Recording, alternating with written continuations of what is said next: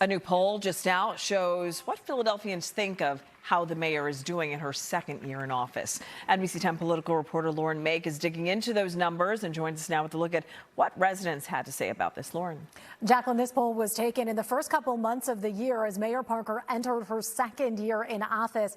It takes a look at her performance and also how people feel about the city and what it's like to live here. Now let's take a look at some of these results. The survey found Mayor Parker had a 64% approval rating. It was the highest in the Northeast, the West, and in North Philly neighborhoods. 59% of people said that the city is heading in the right direction.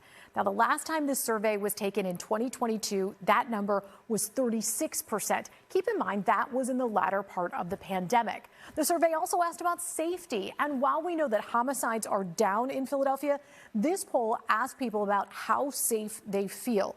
I talked to Katie Martin, the project director of the Philadelphia Research and Policy at the Pew Charitable Trust, which conducted this survey, about just that. We also asked a question whether or not Philadelphians feel safe in their neighborhoods at night. And we've seen a real increase in that since the pandemic, mostly driven by increased sense of safety among Black and Hispanic Philadelphians. So 53% of them felt completely or pretty safe in their neighborhood at night. However, Asian Philadelphians had the lowest rate at 46%.